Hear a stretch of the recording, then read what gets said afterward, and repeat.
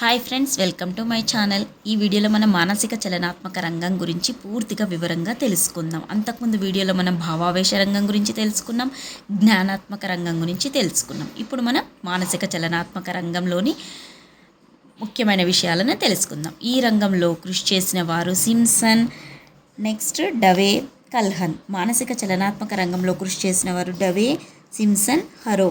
1922 2014 జేఎల్లో 2022లో important bit అనమాట ఇవి. వీరి వర్గీకరణలో వ్యక్తీకరణ భేదాలే తప్ప వాటి మౌలిక లక్షణాలలో భేదాలు లేవు. మానసిక చలనాత్మక రంగం రెండు నైపుణ్యాలకు సంబంధించింది. ఒకటి యాంత్రిక నైపుణ్యం, అనువర్తిత నైపుణ్యం. మానసిక చలనాత్మక రంగానికి సంబంధించిన నైపుణ్యాలు సాధారణ యాంత్రిక నైపుణ్యమే. త్రవ్వడం దగ్గర నుంచి ఒక సున్నితమైన యంత్రాన్ని ఉపయోగించడానికి సంబంధించినవిగా ఉంటాయి. మెదడు ద్వారా కండరాలు, అవయవాల కదలికలు సమన్వయం చేసుకునే శక్తి ఈ రంగ లక్ష్యాన్ని నిర్ణయిస్తుంది. చేతిరాత, భాషణం, వ్యాయామం, ప్రయోగశాల కృత్యాలు, సాంకేతిక విద్య మొదలగునవి మానసిక చలనాత్మక రంగానికి ఉదాహరణకి రాయటం అనే కృత్యం చేతి, మెదడు, కండరాల సమన్వయం జరిగిన తరువాతే విద్యార్థి రాయడానికి సంసిద్ధుడు అవుతాడు. ఉపాధ్యాయుడు నల్లబల్లపై రాసే విధానాన్ని గమనించిన పిల్లలు అదే విధంగా అనుకరించడానికి ప్రయత్నిస్తారు. అలా అనుకరిస్తూ తను హస్త లాఘవానికి, మెదడు కండరాలకు సమన్వయంని సాధించి ఆ నైపుణ్య నిర్వహణలో సహజీకరణను పొందుతారు. జ్ఞానాత్మక రంగం, భావావేశ రంగంలో విద్యార్థి సంపాదించిన సామర్థ్యాల ఫలితంగా మానసిక చలనాత్మక రంగంలో అభివృద్ధి జరుగుతుంది.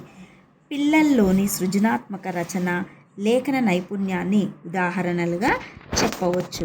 మానసిక చలనాత్మక రంగంలో 5 లక్ష్యాలున్నాయి. వీటిని సమన్వయీకరణ అనే అంశం ఆధారంగా వర్గీకరించారు.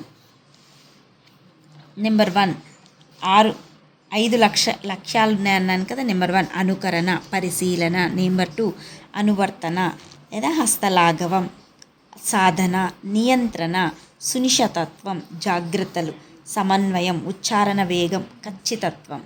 5వది సహజీకరణ, స్వాభావికరణ, అలవాటు.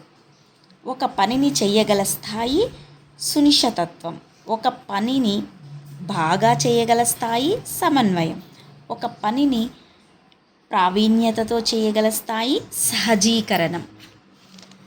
జ్ఞానాత్మక రంగం, భావావేశ రంగంలో విద్యార్థి సంపాదించిన సామర్థ్యాలకు కృషి వంటిది ఫలశ్రుతి లేదా కృషి వంటిది మానసిక చలనాత్మక రంగం. ఎందరు కవులో, ఎందరు రచయితలో చేసిన రచనలు అధ్యయనం చేసి వాటిలోని సారస్వం గ్రహించి వివిధ రచనలలోని తారతమ్యం గ్రహించిన మీదట విద్యార్థిలో సృజనాత్మక శక్తి కలగడానికి అవకాశం కలుగుతుంది. ఈ స్పందన ఈ తటాలున కలిగేది కాదు. అలంకార వివరణ సందర్భంలోనూ, తాత్పర్య గ్రహణ సందర్భంలోనూ, ఉత్తమ కథాక్రమణ సమయాల్లోనూ సృజనాత్మకావేశం కలగవచ్చు. సాహిత్య పరిచయం కొందరిలో తప్పనిసరిగా సృజనాత్మక శక్తి కలిగించకపోయినా వారి వ్యక్తిత్వంలో ఆర్ద్రత కలిగిస్తుంది. దీనినే మానవత అనవచ్చు. నెక్స్ట్, లివింగ్స్టన్ మానవునిలోని మానవత్వాన్ని ప్రలోభించ చేయడమే విద్య యొక్క లక్ష్యం. ఇది టెట్ 2022లో వచ్చిన బిట్ అనమాట. జ్ఞానాత్మక, భావావేశ, మానసిక చలనాత్మక రంగాలకు చెందిన లక్ష్యంలో ఒక రకమైన అనుక్రమణ ఉన్నట్టు కనుక్కోవడం జరిగింది. వీటిలో సంచిత లక్షణం కూడా గోచరిస్తుంది. వీటిలో అన్నిటికంటే దిగువనున్న లక్ష్యాలు మూలమైనవి. పై లక్ష్యాలలో ప్రతి దానిలోనూ క్రింది లక్ష్యాలన్నీ అంతర్గతమై ఉంటాయి. చూడండి, మూల్యాంకనం, జ్ఞానాత్మక రంగం, ఇక్కడ భావావేశ రంగం, మానసిక చలనాత్మక రంగం. జ్ఞానాత్మక రంగం జ్ఞానం, అవగాహన, వినియోగం, విశ్లేషణ, సంశ్లేషణ, మూల్యాంకనం. నెక్స్ట్, భావావేశ రంగం గ్రహణం, ప్రతిస్పందన, మూల్య నిర్ధారణ, వ్యవస్థాపన, లక్షణీకరణం. నెక్స్ట్, మానసిక చలనాత్మక రంగంలో మానసిక చలనాత్మక రంగంలో ప్రలోదనం, హస్తలాఘవం, నియంత్రణ, సమన్వయం, సహజీకరణ, సృజనాత్మకత. Thank you friends. ఈ వీడియో కనుక నచ్చినట్టయితే లైక్ చేయండి, షేర్ చేయండి. Please subscribe my channel. Thanks for watching.